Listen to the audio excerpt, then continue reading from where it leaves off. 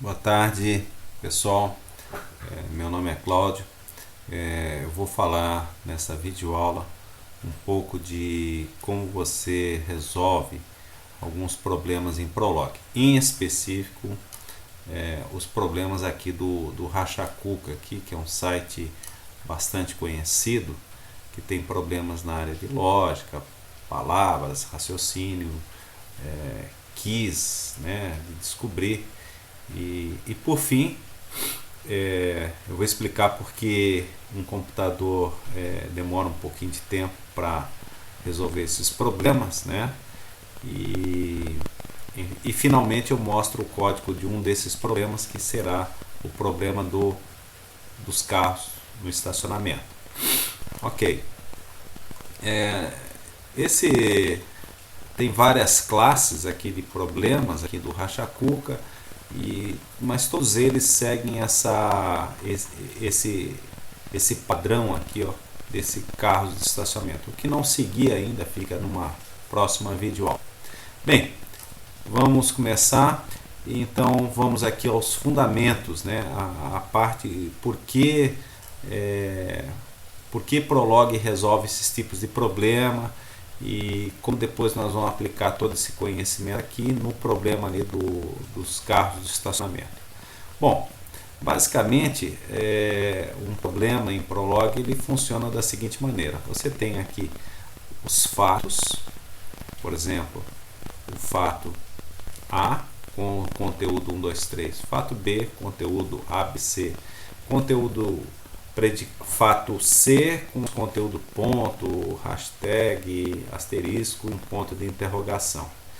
Enfim, cada um desses fatos, eles, na medida que eles vão aparecendo na tua área de programa, né, o A se relaciona com 1, ou seja, o 1 tem o fato A, né, o fato A, 1 é uma propriedade, apresenta a propriedade A, o 2 apresenta a propriedade A, e assim sucessivamente, como nós vimos já em outras videoaulas.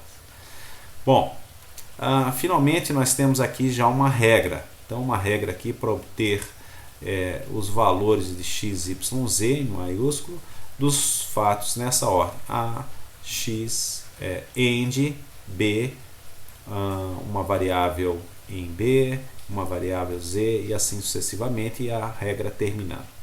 O Rzinho aqui, o predicado que eu escolhi é de regra, e termina aqui num ponto. Então essas árvores aqui, essa montagem aqui nessa árvore, nessa sequência da esquerda para a direita, é como a árvore aqui de uma regra em Prolog, ela vai acontecendo. Então ela vai acontecendo, ó, dado uma pergunta aqui em R, você primeiro vai sair fazendo as consultas em A, depois em B, depois em C. Para uma nova resposta, que é o ponto e vírgula, né, o que vai acontecer nesse momento? Ele vai acontecer que vai começar do final para o início. Então, por exemplo, aqui, R começou a fazer uma busca em sua árvore. Primeiro ele vai chamar todo mundo que começa com A, pega a primeira resposta de A, que era o número 1. Avança, vem para B, pega a primeira resposta de B, que era a letra A. Depois avança para C e pega o ponto, é a primeira resposta. Então as respostas aqui para essa árvore aqui, elas vão seguir assim, um padrão do tipo assim: 1A, ponto. Quem vai ser a segunda resposta? A máquina de inferência do Prolog, no seu mecanismo de busca, o backtracking vai ocorrer nas partes mais inferiores ainda não visitados, que nesse caso aqui está nesta parte da árvore. Então o próximo padrão que vai mudar, ele vai avançar a uma próxima tentativa aqui e vai pegar o hashtag aqui. Então a próxima resposta será 1A hashtag. A próxima resposta aqui vai ser 1A asterisco e assim sucessivamente. Quando acabarem todas as respostas aqui em C, ele retorna até o nó principal da árvore ascendente aqui, dessa parte ascendente mais acima, onde C foi totalmente explorado e sobe. Vai pegar agora em B. Aí vem fazer a combinação. B, então vai ser 1B, de novo, ponto. Apareceu aqui, 1B ponto. Próxima resposta, 1B cerquilha. Apareceu cerquilha aqui. Perfeito? Quem vai ser a última resposta? A última resposta será o 3, o 6 e o ponto de interrogação. Quantas respostas nós vamos ter? Sempre é um produto cartesiano de cada um dos nós da minha regra. Eu tenho aqui, ó, A, B, C ligados. Então, nesse caso aqui, eu tenho algo, cada um deles aqui tinha 3 valores, aqui tinha 3 valores, esse 4. Total de resposta, 36 respostas. Muito bem, tranquilo, entendido essa parte. Vamos avançar aqui um pouquinho para um exemplo um pouco mais, cheio de variáveis agora. x1, x2, x3, xn. E eu tenho os fatos de f1 até fn, por exemplo. A pergunta é, qual é o tamanho dessa árvore? Então ela vai seguir um padrão aqui, ó, bem similar ao que nós vimos lá. A regra R vai chamar os fatos de 1 até o domínio máximo de 1. F2 também vai varrer todos os valores de F2 e assim sucessivamente. Quantos são os valores? Olha, vai ser um total aqui que eu vou ter que calcular de x de n, depois de x de n menos 1 e assim sucessivamente. Tudo vezes. Logo, aqui eu vou ter, supondo aqui que o tamanho dos domínios aqui de x de 1, a quantidade de elementos que o fato tenha, sejam aproximadamente iguais, um x qualquer, é claro que se eu tenho n fatos aqui na minha base distintos para serem pesquisados pela minha regra, aqui ó, minha regra tem n fatos, cada um deles tem n possibilidades. Então o total é uma exponencial, que é x1 vezes x2 vezes x3 até na n, né? Então é um número que digamos assim, começa para grandes valores, torna-se já inviável em termos práticos. Ok, exemplificando aqui, por exemplo, se nós tivéssemos um caso ali dos problemas do Rachacuca, que nós temos alguma coisa na ordem aí de 5 fatos, em geral também 5, 6 números de variações que cada um desses fatos aqui pode ter. Nós temos nesse caso aqui, ó, por exemplo, se tem 7 e tínhamos 5 fatos, então nós vamos ter 7 elevado a 5. Então isso aqui dá um total de 16.000 combinações. Muito bem, o que nós queremos dizer com essas possibilidades de combinações aqui? Agora eu tenho que saber estimar qual vai ser o tempo que eu poderia ter com uma resposta aqui aceitável para um problema que vai ter esse número aqui de combinações possíveis. Então, em um teste de combinação, vamos supor que eu tenho, em um dado teste aqui, ou uma combinação que eu vá testar, que o computador vai testar, um computador aí mediano, como esse daqui que eu tenho, é alguma coisa na ordem de 10 na menos 9 segundos, vamos supor, é um dual core esse computador aqui, 10 na menos 9 segundos. Então, nós vamos ter aqui uma regrinha de 3 básica, que 16.000 combinações vão gastar um tempo t, e uma delas gastou 10 na menos 9 segundos. Então, ó, é claro que aqui vai dar algo relativamente muito abaixo de 1 segundo. Perfeito? Vai dar 1,6, 10 na menos 5 segundos. Quer dizer, vai ser imperceptível a resposta. Então, as soluções implementadas lá no Rachacuca, eu não sei se eles colocam os resultados prontos ou são calculados, tem algum programa lá. Então, isso aí depois tem que avaliar. Então, é factível de calcular em alguma coisa aí, 10 na menos 5 segundos aí dessa ordem. Contudo, se nós pegarmos uma máquina mais lenta, né, que gaste aí 1 milissegundo por avaliação de descer aqui em toda essa árvore aqui, então nós vamos ter aqui alguma coisa 16.807 combinações vezes 10 na menos 3 segundos. Então isso aqui dá um total de 16 segundos. Ou seja, algo lento, né? Para um problema lento do racha-cuca, digamos que o seu programa que você implementar aí tem que ter uma resposta em 20 segundos. Perfeito? Então, em toda essa avaliação que nós estamos fazendo, é precisamente isso aqui que nós queremos dizer. E se teu programa aqui, teu algoritmo for bom, alguma coisa na ordem, no tempo menor de 10 a menos 5 segundos, ou até menos isso aqui. Bom, enfim, tratando-se dessa estrutura que nós estamos vendo, que é como o Prolog faz os seus cálculos, a pergunta é como é que nós podemos fazer para melhorar o desempenho desses problemas. Então aqui eu tenho duas respostas, rapidamente de questões práticas. É o seguinte, nós vamos atribuir o maior número de fatos conhecidos nas regras. Ou seja, eu quero reduzir o meu número de combinações na árvore. Se eu vou reduzir o número de combinações na árvore, o meu número de tentativas que eu vou fazer na árvore cai drasticamente.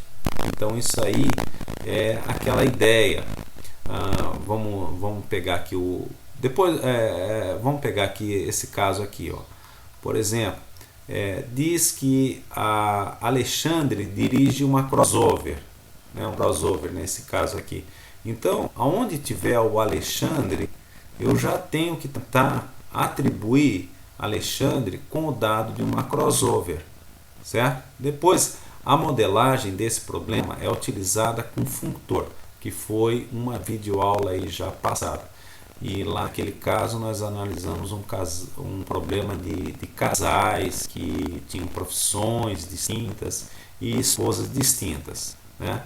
Então ali foi verificado. Quanto mais informações nós damos ao problema, mais rapidamente ele convergia a resposta. Então isso aqui é um item que vocês vão ter que ler no problema e modelar os functores ou as listas atribuindo o maior número de fatos possíveis, certo? E finalmente uma segunda dica é o seguinte: defina a chamada das variáveis com menor domínio antes das demais. Ou seja, vamos supor que eu tenha as variáveis aqui x1, x2, x3.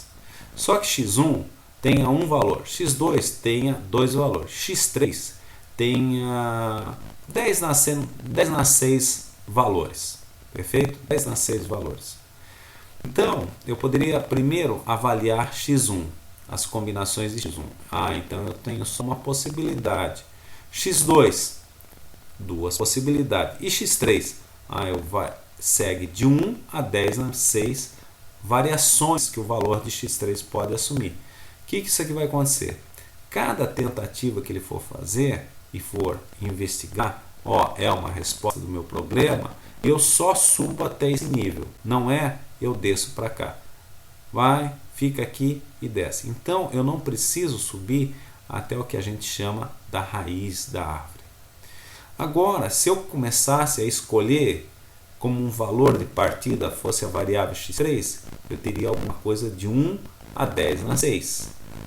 E aí essa árvore aqui, cada vez que ele fosse tentando aqui uma instância de x1, outra para x2, e aí voltasse até testar todos os possíveis valores, o que vai acontecer? Essa árvore aqui, a montagem dessa árvore é bem diferente desta, certo? E ela é bem mais ineficiente. Isso dá para garantir, porque aqui eu estou fazendo uma altura da árvore de tamanho igual a 3. Mas nós podemos imaginar uma árvore aí com uma altura igual a 1000 valores, né? Aqui, olha, 1000 variáveis, aqui eu tenho 10 na 6, são valores consideráveis para um problema que a gente considere ele já difícil. Perfeito? Então vamos partir agora para a parte prática. O problema que eu escolhi hoje foi esse problema aqui dos carros no estacionamento, e a ideia é sempre assim: descubra a posição de 5 veículos estacionados. A posição. Os carros têm cores diferentes, montadoras, ano de fabricação. Além disso, cada carro possui uma placa distinta. E tem também, ó, não está falando aqui no problema, né? Os carros eles são de proprietários distintos. Então a ideia é sempre assim, ó. Essa é a montagem do problema, de como eu me baseei para fazer os primeiros aqui, né? Então, ó, tem um carro que você quer descobrir. Então, digamos assim, é o elemento principal. Só que cada carro tem o seu atributo. Então, cada carro tem um dono, uma cor, tem uma montadora, tem a placa, o ano e o tipo. Perfeito? Então, o que acontece aqui, ó? Quando você clica aqui, ele vai dar uma dessas opções para você ir rachando a cuca. Por isso que o site se chama Racha Cuca. Perfeito? Então, eu passo esse trabalho aqui para os alunos, até mesmo porque para eles irem testando, digamos assim, tendo conhecimento do problema, e depois eles vão implementar isso aqui em Prolog. Perfeito? Então, eu tenho uma implementação desse problema aqui em Prolog, que depois vocês podem ler com cuidado, depois vocês podem testar essa minha solução e melhorar ela com certeza. Aqui tem muitos dados e poderia ser substancialmente melhorado esse problema. Perfeito? Então, vou minimizar aqui e vou passar aqui para o editor aqui e vou explicar como é que eu modelei esse problema. Perfeito? Vamos rapidamente aqui nessa área aqui, ó, que eu estou chamando de modelo. Perfeito? Então, basicamente é o seguinte, ó, isso aqui se refere ao carro 1, carro 2, carro 3, carro 4. Ora, como tinha lá no site? Como é que tinha lá no site? Exatamente igual, ó. Tinha o carro, vamos colocar aqui lado a lado, ó. O carro tinha um dono, uma cor, a montadora, a placa, o ano e o tipo do carro. Perfeito? Então, em termos práticos aqui, né, o que estava escrito de uma na maneira vertical, eu escrevi ele na maneira horizontal. E da aula passada, vocês estão vendo, ó, essa estrutura aqui é um functor. Perfeito? Essa estrutura aqui é um functor. Então, quantos argumentos eu tenho aqui? Eu tenho 5 argumentos referente a cada um dos carros. Que objeto é esse daqui que eu não falei ainda, né? Isso aqui é uma lista, né? Então é um outro assunto, uma outra videoaula. Mas na verdade isso aqui poderia ser, não necessariamente isso aqui precisaria ser uma lista. Eu poderia ter tirado aqui, ter deixado com 5 argumentos, eu poderia ter colocado aqui um colchete, mas enfim, eu deixei assim num formato de lista, que depois a ideia de imprimir essas respostas aqui que vão ocorrer. Bom, então o passo seguinte é olhar aquela outra videoaula sobre aquela solução dos casais, profissões e esposas, né? Então, foi dali, daquele problema, eu estendi a esse daqui. Então, ó, todos os fatos de cada um, dono, carro, etc., eles vão estar lá embaixo, especificados aqui numa área, ó. Então, por exemplo, eu sempre peço aos alunos que coloquem o nome de outras pessoas, ó. Aí o Christoph, que foi aqui eu peguei o programa do Christoph e alterei, né? Então ele botou aqui nomes diferentes, porque no mínimo o aluno é para testar aí as soluções. A cor, a base de fatos da cor, a montadora, a placa do carro e o ano de fabricação do carro. Perfeito? Então esses dados aqui, eles são extraídos da onde? Daqui. Então tem que ir lendo o texto e identificar. Olha, cada atributo desses aqui terá esses valores aqui possível, cor, amarela, azul. Então tem que ler o texto mesmo. Perfeito? Então essa parte aqui são os fatos que naquela árvore lá serão explorados. Agora, por onde que nós vamos começar a montagem do problema? Então nós vamos começar a montagem do problema exatamente aqui, ó.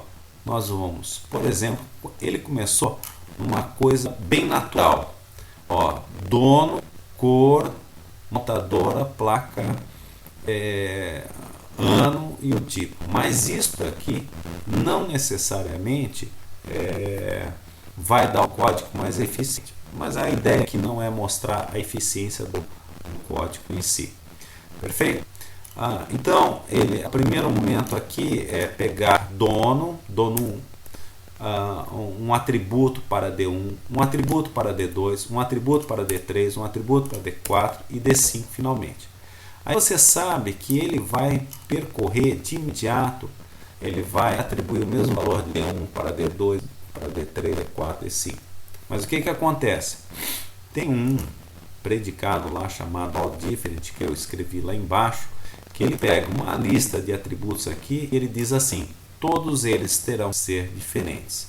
Então isso aqui é um predicado de alto nível do Prolog, é uma restrição global que a gente chama de alto nível, que essa restrição aqui já está dizendo D1 será diferente de 2 e assim sucessivamente. Muito bem, então por exemplo assim, ele diz lá, na linha 18, o carro do Rogério foi estacionado em um dos extremos, então está na extremidade.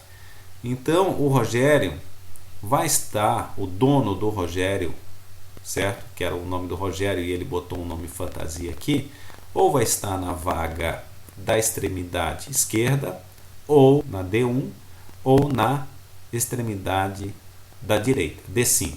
Perfeito? Vai fazer a mesma coisa aqui agora para a cor. Então, ó, felizmente, o Christopher aqui começou com dono, carro, agora vem aqui a cor, e aqui agora próximo deve ser a montadora, ó. Então, tudo bem organizado, os fatos e como vai ocorrendo. Então, aqui agora a cor, ó, mesma coisa, cor 1, cor 2, todas elas diferentes entre si. Perfeito, tá aqui o allDifferent. Aí já se sabe, ó, na linha 17, por exemplo, aqui, ó, tem que contar aqui, das 17 aqui não está aparecendo, mas diz assim: a segunda vaga encontra-se o carro vermelho. Então ele já sabe, carro de cor vermelha está na casa 2. Então, na medida que vai avançando a nossa busca aqui de quantas variáveis nós temos, ó, nós temos um total de 35, 6 vezes 5, 30 variáveis a serem preenchidas. Então já dá uma árvore com alguma profundidade. Perfeito? Ó, ele vai pegar aqui, ó, D1 para C1 para M1 e aí vai descendo isso aqui. Ok? Bom, ele vai fazer isso com todos os fatos que ele terá que instanciar lá. Ó. Perfeito? Ó, e por último a placa e o ano.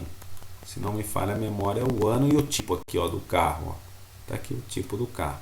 Perfeito? Ó, T5, ele sabe que a picape está na última vaga à direita. Perfeito? A SUV está na segunda vaga.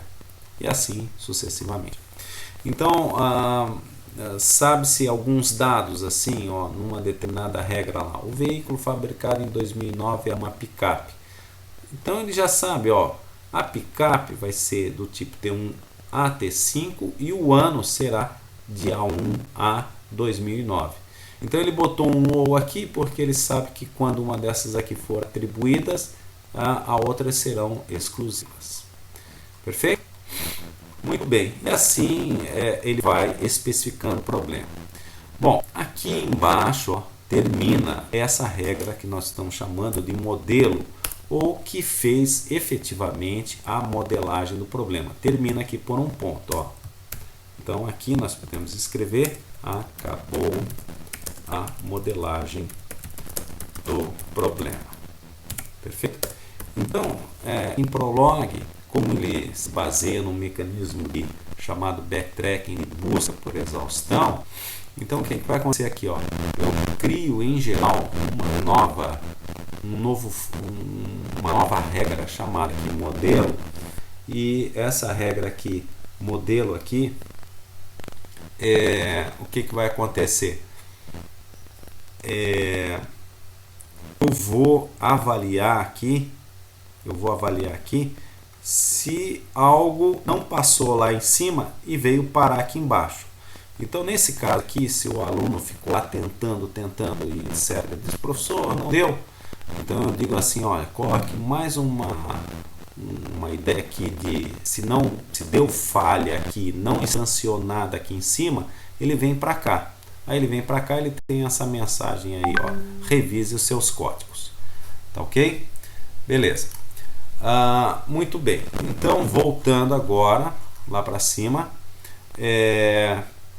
novamente, ó. Então aqui foi feito, aqui resolvemos o problema que nós estamos chamando modelo, né? Efetivamente o trabalho, a modelagem do problema em si, por assim dizer, né? A modelagem do problema. Ok? Perfeito. Agora eu vou criar a regra de chamada. Então vamos aqui fazer uma brincadeira de medir o tempo de CPU. Então nesse SWI Prolog, ó, tem um predicado chamado estatística que ele pega o tempo da CPU num determinado momento quando o programa passou por aqui, ó, CPU time em T1. Aí eu chamo o modelo, ele imprime a primeira resposta, aí pega de novo o tempo, a diferença do tempo, e eu mando imprimir aqui quanto foi essa diferença do tempo, e a resposta lá está no imprime lista que está lá embaixo, que depois vocês podem conferir no código. Esse imprime lista e o all different eu sempre passo para os alunos, que aí aqui os alunos de lógica matemática da primeira fase, eles não viram ainda o conceito de lista nem de recursão. Então isso aqui é ensinado sem o trabalho de recursão, por assim dizer. Caso tenha sido tudo aqui bem sucedido, né? Depois ele para aqui com um true dando ok. Um segundo goal, né? uma segunda regra que poderia ser é chamar o modelo, imprimir o resultado que está logo aqui, ó. É algo bem simples, ó. Pego logo aqui, eu utilizei aqui usando a lista mesmo para aproveitar aqui, ó, que já estava a lista aqui do modelo V1, V2, V3. Aí a vaga já manda escrever V1, V2, V3 e depois, se algo der problema aqui, ó, vejam que eu coloquei aqui, imprime a solução, não usou a regra acima, então houve problema. Esse ponto de exclamação aqui também merece uma outra história. A ideia é que se houver um backtracking aqui, não é para efetivar isso daqui. Mas na verdade, tem outros detalhes, tanto por trás deste corte aqui, desse ponto de exclamação, bem como desse fail, né? O fail, ele faz exatamente o papel do ponto e vírgula do ou da resposta. Ok? Então, basicamente, o problema em si foi explicado, né? A sua implementação, e só ficou faltando aqui o imprimir lista, que vocês podem depois ler lá embaixo. Enfim. Tá? Vamos passar para a segunda parte de executar o programa e ver o resultado já e nos encaminhando para o final. Então, o primeiro passo aqui agora, você tem que dar um save, perfeito? Vamos dar um save buffer, ok? Vamos aqui carregar o programa. Agora, ó, eu estou usando aqui uma lista, porque na última apresentação fui traído por esse editor aqui, quando eu fui dar uma compilação direta nele, ó. Então aqui é uma lista, o apóstrofo aqui dizendo que é isso aqui que eu tinha que carregar, perfeito? Eu estou no mesmo diretório que está esse código fonte, perfeito? Solução revisada por CCS de Christopher, etc. Dou um ponto de interrogação, deu true, o que aconteceu? Não houve erro nenhum, perfeito? Pesquiso aqui, ó, um Go 1, claro que eu já tinha testado aqui antes dessa apresentação, né? Embora ainda muitas coisas não saiam bem como a gente queria. Essa apresentação está sendo feita sem corte, sem nada. Olha aí o tempo que está demorando aí, né? Então ele já começou a executar, deve dar aí um tempo de, olha aí, 6 segundos, quase 7 segundos. Então, aceitável dentro daquele tempo lá, perfeito? Então esse foi o Go 1. Vamos digitar o Go 2. Perfeito? Ó, Go 2 já estava aqui prontinho. Então agora aqui já tem um outro layout de saída, mas não vai marcar o tempo. Qual dos dois é o mais rápido? Nesse caso aqui os dois gastam o mesmo tempo. Perfeito? Ó, casualmente lá em Go 2 tinha aquela... tem esse fail ali, ó. Olhem aqui. Tem isso aqui. Isso aqui faz com que ele diga assim: olha, essa resposta não está boa. Aí ele vai fazer backtracking aqui, não faz. Aí ele vai fazer aqui. Aí quando ele faz aqui, ele vai pegar aquela segunda regra lá das mensagens que eu tinha colocado lá, ó. Teve problemas, revise o código acima, enfim. E termina com true, que é esse true aqui, ó. Ok? Perfeito. Então, essa videoaula basicamente se encerra aqui. Os códigos fontes. Agora, a apresentação também vai estar no GitHub, abaixo sinalizado, tá? O meu GitHub, nesse caso, sempre vocês cheguem e digitem lá no Google, ó, GitHub Cláudio SA, perfeito? Digitou Cláudio SA, vocês escolhem aqui Prolog, ó. Então aqui esse código vai estar lá disponível, tem vários programas aqui para vocês testarem, todos eles aqui estão funcionando. Perfeito? Então assim nós resolvemos um problema que nós analisamos a árvore que um programa em Prolog pode percorrer, é uma árvore grande. Esse código inicialmente foi feito pelo Cristo, que se baseou em outros códigos meus, não vou me atrever aqui a falar o sobrenome dele. Nós somos aqui da UDESC, do Departamento de Ciência e Computação, e eu alterei substancialmente aqui o código. Até mesmo eu escolhi esse daqui que demora um pouco. Tem outros que ficaram talvez mais eficientes. Por quê? Porque fizeram atribuições, deduções típicas do ser humano, dizendo, olha, o dono é o Rogério, está nas extremidades. Então ele já disse, ó, lendo as demais, o Rogério é um dos donos que está na posição 1, e assim sucessivamente. Perfeito? Então, novamente, apenas relembrando que esse vídeo aqui ele foi feito sem corte, sem tratamento de áudio e vídeo, e eu aguardo o retorno para vocês. Ele é dirigido aqui aos alunos aqui da UDESC, aqui, que tem um trabalho final, que é resolver um problema aqui, o quebra-cuca, e tem vários, né? São todos eles baseados nesse aqui de lógica. Então a gente dá uma ênfase, né? Dando como se diz assim, resolvendo um problema de lógica aplicada, né? Com o uso do Prolog. Ou seja, a gente fecha aqui o curso nesse sentido. Tá ok? Então, novamente eu aguardo aqui o retorno de vocês, perfeito? Com perguntas, etc. aqui, de mais esta videoaula aqui de Prolog, e hoje resolvendo um problema, mostrando essas árvores aqui, como elas acontecem e como tudo isso aqui foi implementado. Então, paramos por aqui.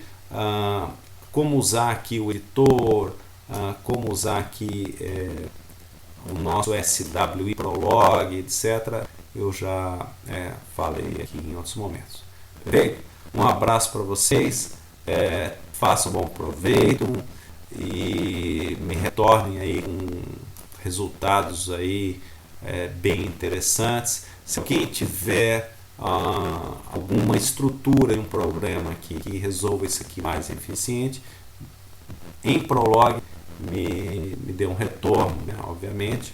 E é claro que se alguém fizer a pergunta, professor, tem linguagem que resolve isso aqui mais eficiente do que o Prolog, esse tipo de problema com essa mesma natureza declarativa que o Prolog? A resposta é sim. Perfeito? A linguagem C será mais eficiente nesse caso? Sim, mas nada tão legível aqui em questão. Então aqui nós paramos aqui a nossa videoaula e deixo um abraço para vocês e um bom proveito aí para vocês aí no nosso mundo prologiano. Um abraço.